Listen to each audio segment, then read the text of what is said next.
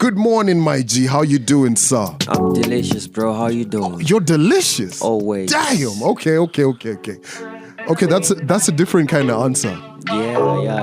Yeah, man. I love it. First time meeting you, of course. I appreciate you keeping time and, of course, coming into the studio. And I want to get right into it, right? Yes, sir. A lot of things been said about Amapiano on the continent, globally, and everything, right?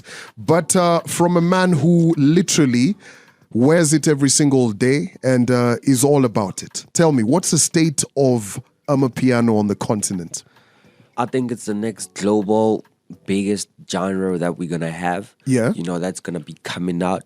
There's so much in the sound, there's so much the sound gives that allows us to be global, super global.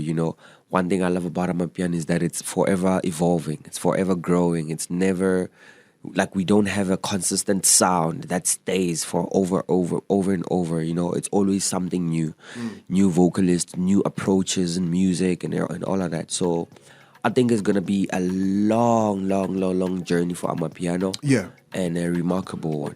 Why I'm asking that is because, piano's been there for a while right now, right? Yes, sir. And of course, coming out of SA, growing in the whole of, the southern region and everything. We've got Diamond who's jumping onto tracks with it, right? That's EA. And of course, it's actually growing as well, right? Yes, But sir. now, I want to ask you this because we've seen, if you're out and about in Lagos, Nigeria, and all of these different kind of places, it's growing, it's huge. They've taken it. Yeah. They're owning it. I mean, the video, you can see them collaborating with Focalistic and all of that. So who currently is pushing it to the max?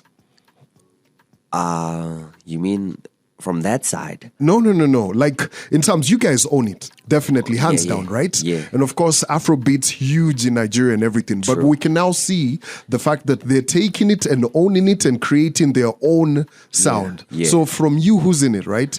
Do you feel some type of way that they've taken it? No. I don't feel some type of way. The same way I would not expect them to feel some type of way if we wanted to do Afrobeats full time. It's a trade thing, it's a tit for tat kind of vibe. Why should they be stopped from doing it? Also it's music at the end of the day. If you have that level of creativity, the capability and creativity, then why not do it? As long as you make it sound good. Obviously, they won't get it right the same way we do. That's given. Yes. The same way we won't get, we won't get Afrobeats right exactly the way they get it because that's their thing, But I'm super happy that the rest of the world, not only Afrobeat people, not only Nigerians, not only whoever, like everybody, it's global right now. It's becoming bigger and bigger, and more people are actually starting to fall in love with it, and a lot of artists are trying to hop onto it, They definitely are. Yeah. Now, I want to get into a conversation. First and foremost, congratulations by extension to Black Coffee, of course, man out of South Africa. Your Yes, OG, sir. most definitely. Trust. He's been pushing the genre. He's always here, right? He's always coming down for gigs and all of that. But I want to take this conversation a bit wider. Yeah. Talk to me. What's the perception of the Grammys down south? What are you guys feeling about it? Because, of course, Black Coffee, he's won it, right? Yeah. But is it one of those things where if you haven't got a Grammy or you've been snobbed, we're really going to just be like, yeah, you haven't got a Grammy? I think it depends. But down south, knowing my South African people, it's only going to be relevant for like a week or two. It's so crazy that we have so many big achievements, but yet they're not celebrated for long. You know? It's just like, oh wow, they did it. Okay, cool. But I'm super happy that it happened for Black Coffee. That proves to show that there's more South African people that can win that thing, that can win the Grammys and all of that. I'm looking forward to it. I'm seeing myself winning the Grammys as well. Yeah, I'm here for it. Yeah. So I think for a personal career growth, it works. It's the best thing. It's the best thing that could ever happen to Black Coffee. Yes. Or to any other South African artist. It's the best thing because not only does it enable you to other spaces Opens of the up. world, it just puts your brand in a different position, you know. Yeah. Okay, I appreciate that. Very honest answer. Now, talking about you've got the album that you dropped. First and foremost, interesting kind of name. You went for a Yoruba name for the True. album. Why? Yes, Why? sir. Why Yoruba? And that's literally across the continent. Yeah, I think everything was meant to happen the way it happened. You know, how I even got the name was that I was at like a party. There was Mr. Dutch, some Nigerian artist, Yes. had a party back in South Africa. Yes. So a friend of mine who styles him called me, invited me. He's like, yo, pull up. I want you to work with this guy someday. You know, just come see the vibes. Just come support him. He's celebrating his birthday, plus he's celebrating, I think he had a milestone or something. Cool, got there. As I was chilling, I went out to get like some breather, you know, like some air. As I was chilling with my best friend, some lady came, and then this other guy came. So that guy just started having conversations with us, like as if he knew us. Yes. So we're all quiet, but he's making us laugh. He's just like very accommodative, you know.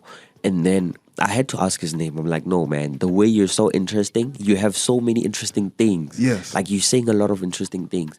What's your name? And then he's like, my name is Teo. I'm like, Teo? That's a beautiful name, man. Yeah. What does that mean? He's like, source of joy. Same time I took up my phone, I typed it down, like Teo.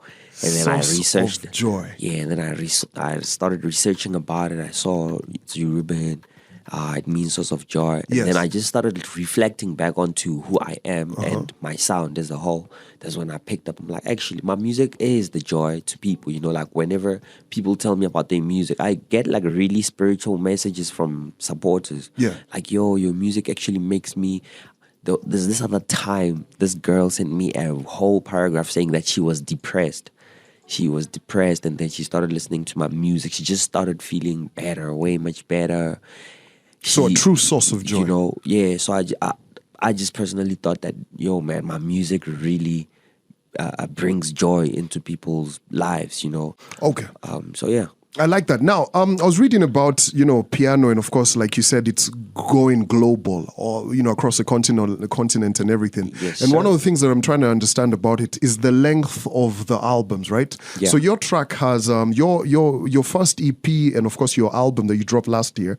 They say at about 8-9 songs thereabout, right? Yeah. Why don't you guys go on to like the over 10 mark? What's the deal with that? We do, but personally, Yeah. I think I make too much good music for me to take it to waste. Waste? Why do I say I'm taking it to waste? Okay. Once you deliver a huge amount of songs, people won't listen to the songs daily. Yeah. People, especially back in South Africa, people are too quick to select the hit in an album. Okay. So instead of listening to the album and understanding your story or the story that you're trying to tell within your album, they'll just like go into the album, check maybe the star. You know, Apple Music has that star to show that that's the most played lead song. single, yes. Yeah, exactly. So a lot of people would probably just do that, go listen to that song, or listen to 2 or 3 out of how many songs? Out of 20 songs.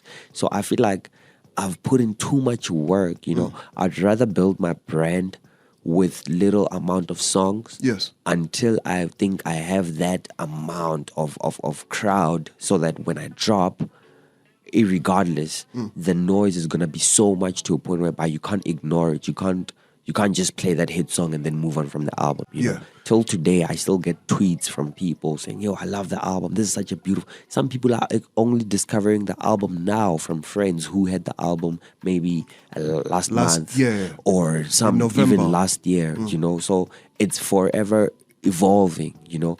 So hence, I think also the amount of tracks that are in the album really played a role. It's really short and it's very interesting. Very impactful. Yeah, it's very impactful. Yo, Maji, what does it actually mean? Wena. It means you. You? Yeah, basically. So the song basically speaks about how I love you, but you're playing games. Like, quit playing games, bro. Like, take me serious for what, you know? Sounds like a story about everybody's life. Yes, so Wena sir. means you. Yes. Wena. Yeah. Yeah, Wena. So I can Wena. say Wena to you. Yeah. Okay, I like that. Now, let me ask you this, right? So, Yes, of sir. course, listening to your songs, right? And I can see we arrive at, the songs the length of the song's been about 4 to 5 minutes thereabout, right? Yeah. How long does it take you to create a song that's 5.5 minutes thereabout? Honestly, it depends on the concept and Yes. and what I got into studio intending to do. So sometimes I go into studio knowing exactly what I want to do. So if I know what I want to do, that means I won't take time. It's gonna be super simple, super easy, quick, fast. I can make a beat in like maybe 30 minutes. Really? Yeah. And then start recording maybe after 20 minutes, done recording. If the writer is fast, Yes. like a song can literally be done in less than an hour. Less than an hour. Yeah. So you've said you can make a bit in less than 30 minutes, right? So talk to me about your production. What's a day like you in the studio? Because of course I was checking out Joy's Instagram, Yeah. and one of the things I noticed is you were setting up, like your mixer and all of that. Yeah. Is creating bits a day-to-day kind of thing for you? Not anymore. It used to be.